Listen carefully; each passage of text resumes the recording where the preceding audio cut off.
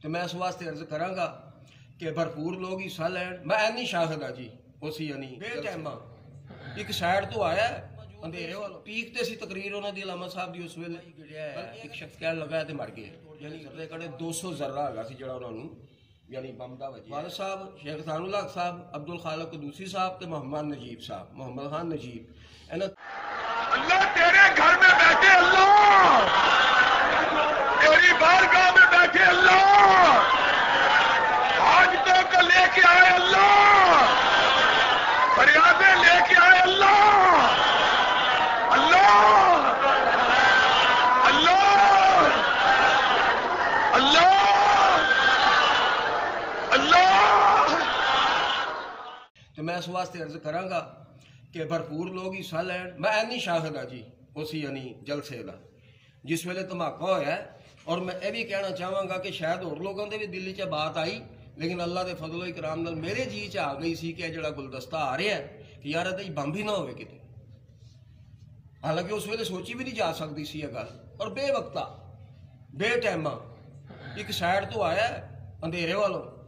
बाग की तरफों साथियों ने पकड़ लिया इंज पकड़ो इलामा साहब तुहानू पता कि दबंग शख्सियत सन वो इस बात को पसंद नहीं करते कि उन्होंने तकरीर का जोड़ा है कोई मोशन टुटे लेकिन उस वे टुटिया उन्होंने बकायदा बड़े गुस्से नाल देखे उस तरफ जिस वक्त शोर बरपा सी लेकिन यह है कि उन्होंने फिर भी सबर किया।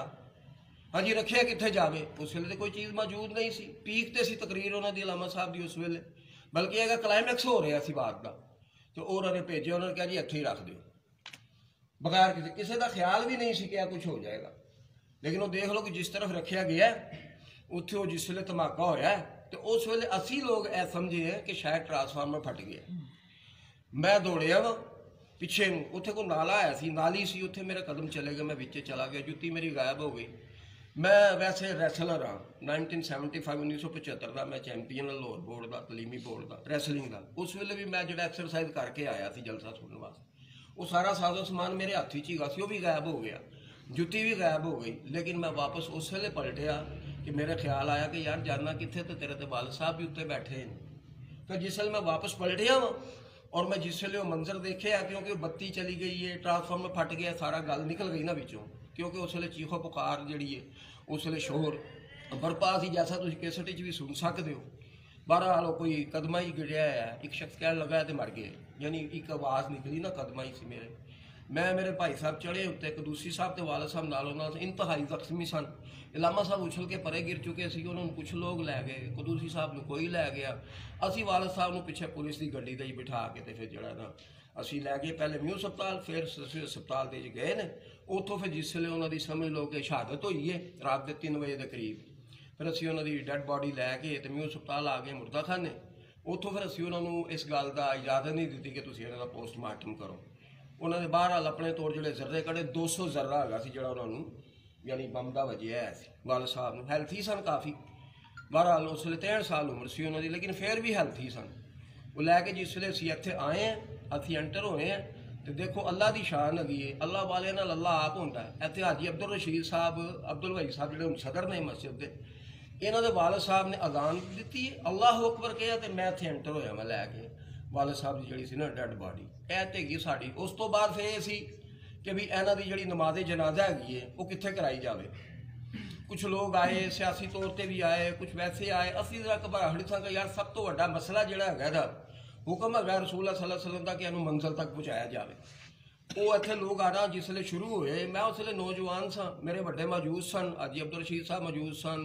अजी फैजुल हक साहब है सन मेरे चाचा जी जोड़े सन ऐसे लोग जोड़े ने ना उन्होंने इस बात के उत्ते शेख सादक साहब है जोड़े लामा साहब के करीबी है सन उन्होंने लोगों ने मैंने कहा कि पुत्र इस तरह का कर ये हुण कौम की इमानत ने ताड़ी कलियां की नहीं है जिस तरह सारी कौम का फैसला होएगा जमात का होएगा वो किया जाएगा। वो फिर फैसला होया कि यह जोड़े शोहदा है ना इन्हों की नमाज जनाजा जी है ना वो कराई जाएगी इत्थे मीनारे पाकिस्तान और टाइम मुकर्रर किया जाएगा। बहरहाल उत्थे फिर वाल साहब शेख सानुल हक साहब अब्दुल खालिक कदूसी साहब तो मोहम्मद नजीब साहब मोहम्मद खान नजीब इन्होंने तिनों की नमाज जनाजा कराई गई उत्थे। तो ये सी कि एक कदूसी साहब ने शायद दरियाल की तरफ लै गए उत्थे दफनान दी नजीब साहब ने लै गए उन्होंने शायद गाँव पिंड शहर वाल साहब की ऐसी सी कोई शहर नाल तलक सी वो फिर समझ लो सारी फोर्स तमाम लोग साढ़े नाल ही गए ने म्यानी साहब तक ਅਸੀਂ ਫਿਰ ਲੋਕਾਂ ਨੂੰ ਮਨਾ ਕਰਦੇ ਰਹੇ ਹਾਂ ਵੀ ਸ਼ੋਰ ਨਾ ਪਾਓ ਐਸਾ। ਉਸ ਵੇਲੇ ਇਹ ਵੀ ਡਰ ਸੀ ਕਿ ਤੁਹਾਨੂੰ ਪਤਾ ਮਾਰਸ਼ਲ ਲਾਅ ਵਾਲਾ ਹੀ ਮਾਹੌਲ ਸੀ ਉਹਨਾਂ ਦਾ, ਆਪਣਾ ਜ਼ਿਆਉਲ ਹਕ ਸਾਹਿਬ ਦੀ ਹਕੂਮਤ ਸੀ, ਪੀਪਲਜ਼ ਪਾਰਟੀ ਨਾਲ ਕਾਫੀ ਕਲੈਸ਼ ਸੀ ਉਹਨਾਂ ਦਾ, ਤੇ ਉਹ ਇਹ ਚੱਲਦਾ ਸੀ ਕਿ ਯਾਰ ਐਸਾ ਨਾ ਹੋਵੇ ਕਿ ਹੰਗਾਮਾ ਹੋ ਜਾਵੇ, ਸਾਡੀ ਬਾਡੀ ਚਲੀ ਜਾਵੇ ਕਿੱਧਰ ਚਲੇ ਗਏ, ਤੇ ਐਵੇਂ ਸਾਰੀ ਜ਼ਿੰਦਗੀ ਦਾ ਸਾਡੇ ਉੱਤੇ ਬਾਤ ਨਾ ਰਹਿ ਜਾਵੇ। ਸਾਡਾ ਇੱਕ ਜ਼ੇਨ ਸੀ ਕਿ ਕਿਸੇ ਤਰ੍ਹਾਂ ਅਸੀਂ ਇਹਨਾਂ ਨੂੰ ਉਹਨਾਂ ਦੀ ਮੰਜ਼ਿਲ ਤੇ ਪਹੁੰਚਾ ਦਈਏ। ਇਹ ਤੇ ਹੈਗੇ ਨੇ ਜੀ ਉਸ ਵੇਲੇ ਦੇ ਹਾਲਾਤ। ਬਾਕੀ ਇਹ ਹੈਗਾ ਕਿ ਲਾਮਾ ਸਾਹਿਬ ਰਹਿਮਤੁल्लाह ਅਲੈਹ ਉਹ ਵੀ ਇੱਥੇ ਲਿਜਾਇਆ ਗਿਆ, ਉਹਨਾਂ ਨੂੰ ਐਮਰਜੈਂਸੀ ਜਿਹੜਾ ਨਿਊ ਹਸਪਤਾਲ, ਔਰ ਲੋਕ ਬਹੁਤ ਆਏ ਨੇ ਉੱਥੇ। ਉਸ ਤੋਂ ਬਾਅਦ ਲੇਕਿਨ ਇਹ ਹੈਗਾ ਕੁਝ ਦਿਨ ਬਾਅਦ ਫਿਰ ਉਹਨਾਂ ਨੂੰ ਉੱਥੇ ਸਾਊਦੀ ਗਵਰਨਮੈਂਟ ਨੇ, ਸਮਝ ਲਓ ਕਿ ਸਾਊਦੀ ਖਾਨਦਾਨ ਨੇ, ਗਵਰਨਮੈਂਟ ਨੇ ਉੱਥੇ ਬੁਲਵਾ ਲਿੱਤਾ। ਰਿਆਦ ਵਿੱਚ ਉਹਨਾਂ ਦਾ ਇਲਾਜ ਹੋਇਆ, ਫਿਰ ਅਲਹਮਦੁਲਿल्लाह ਕੁਝ ਦਿਨ ਬਾਅਦ ਉਹਨਾਂ ਦੀ ਵੀ ਸ਼ਹਾਦਤ ਹੋ ਗਈ। ਯਜ਼ਦਾਨੀ ਸਾਹਿਬ ਦੂਸਰੇ ਦਿਨ ਸ਼ਹੀਦ ਹੋ ਗਏ।